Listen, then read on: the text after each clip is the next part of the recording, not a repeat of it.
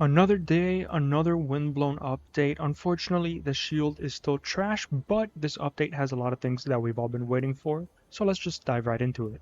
So by far and away, the most important thing in this update is the memory deck. Right now we only have memory deck 1, not sure if there's going to be a memory deck 2 or 3, but right now we have this, not sure when it unlocks because I have pretty much everything. So I got it naturally when I booted up the game.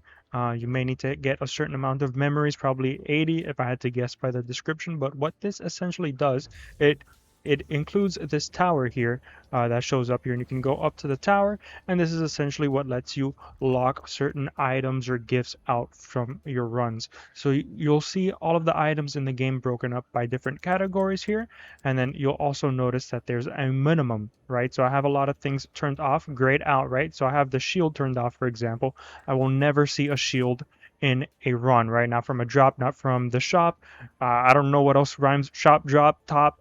I won't see the shield, is what I'm trying to say, because I have it turned off. And you can see here that it's not like I can turn everything off, right? And only leave the eye blade and elder sword, for example, because you can see if I turn these three off, I now have a big X and I am below the minimum threshold. So if I try leaving, not enough memories in the deck. So you need to at least meet the minimum for each category, right? Each of these categories, as well as the overall deck, which needs to have a minimum of 80, right? So I've streamlined it just for my personal preference, depending on what video I'm working on, or if I just want to have fun, I want the best, possible drops. So you can go through it on your own time and just kind of tailor it to what you prefer, going through trinkets, the magic fish, the gifts, and the hex gifts, and just make your own deck. I would really like to see presets come out in the future, a way to have different presets. Maybe one, you'd like to have one for multiplayer, one for single player, one maybe if you want to do a little bit of trolling, do maybe like a goo build or something crazy like that. But for right now, this is what we've got. And hey, it's a lot better than what we used to have. And of course, it wouldn't be a Windblown update with new skins, so here are the 3 new skins. So all 3 new skins are unlocked by doing the endless difficulty and completing loop 3 on their respective difficulties. For J here, J is unlocked after you do Cloudy loop 3. So you got to beat loop 3 on a Cloudy, and then you'll find J waiting for you so you can unlock it. For Stormy loop 3, it's going to be Rabbit. And then finally, last but certainly not least, for Tempestuous Loop 3, you'll unlock Tiger. A fantastic skin, one of my new favorites. Also not an easy one to get. Tempestuous Loop 3, things do get a little bit dicey out there, so be on your guard. Now, I am not an Endless expert, but I have done a lot of Endless ever since this update came out. So I'm here to just give you a few quick tips if you saw these skins and you're like, hey, I really want the Tiger, I really want Jay, I really want Rabbit.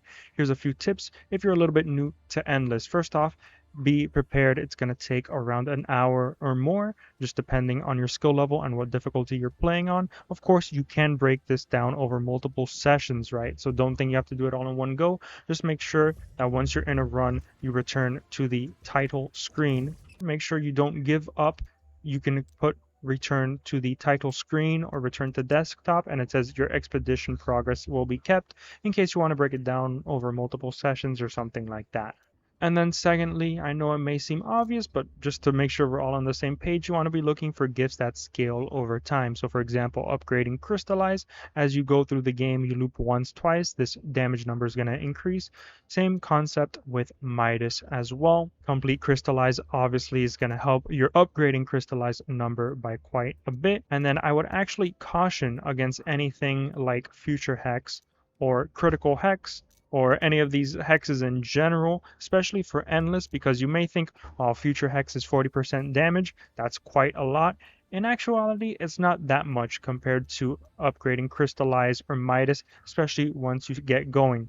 So just keep that in mind because Future Hex cannot be replaced, so you'll end up losing a gift slot. It's much better spent on something like Critical Refill, for example, right? That's going to be letting you spam trinkets, which of course trinket spam is really useful later on. You do want to be taking things like Duelist or proximity, those flat damage increases, but you want to be taking those early on, right, to kind of help you get by. And then once you get the damage ramped up on upgrading Crystallize and Midas, then you can kind of throw these away and then just focus on getting things for your build, right? If you're running Echo or you're running Mark or Goo or what have you, it's better to prioritize those and just toss away the flat damage number increases once you get going. Those are really just my general tips for Endless. If you want to see a more detailed guide for Endless, please let me know. But for now, that's going to be it. And good luck on getting those skins because they're all pretty fantastic. Boost stock, my beloved. I personally love this, especially if it drops early on. Love me some nice boost stock.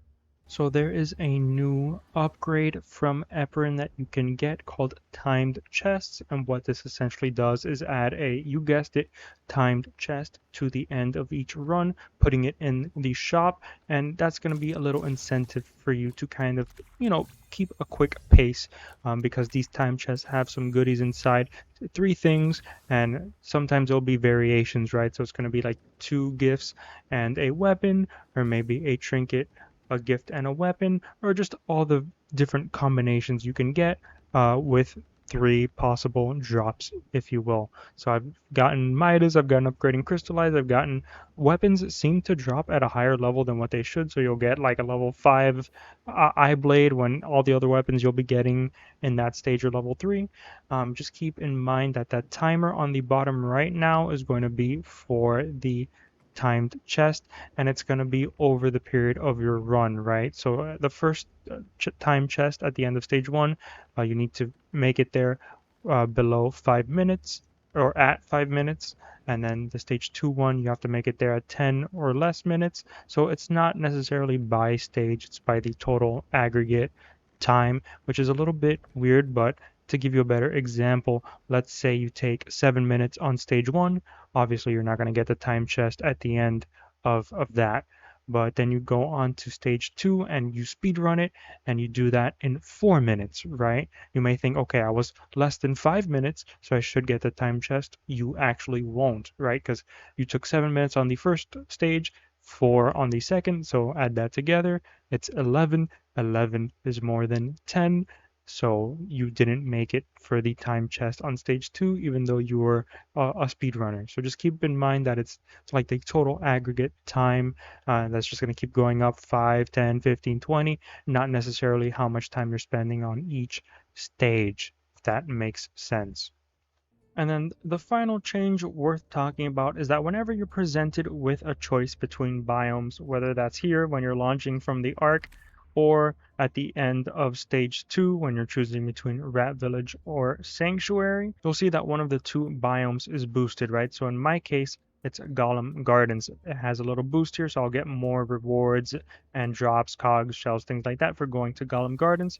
It's in the patch notes. Apparently, it's weighted to prioritize what you least pick, slightly weighted. So of course, I've probably gone to Golem Gardens like, a fraction of the amount I've gone to Fungal Swamp. So I can expect that Golem Gardens is going to be boosted pretty large majority of the time. Same thing for stage 3 between Rat Village and Sanctuary. I've gone to Rat Village way more, so Sanctuary will probably be boosted a lot of the time for me. And of course, there was a lot more quality of life and bug fixes, things like that, but this is really all of the important things you needed to know. So if you enjoyed, please consider liking, subscribing, telling me what you'd like to see next. So if there's anything else you'd like to see on the channel, any topic about Windblown I should cover, please let me know. I am certainly all ears, scales, and tail, as you can see Snake has over here. So that's going to be it from me. Thanks so much for watching, and I'll see you all in that vortex back there. Oh, and I forgot to mention the art for this update is amazing. I loved the panicked look on Rabbit's face here. It's a fantastic little emote in the Windblown Discord, which you should totally join if you haven't already.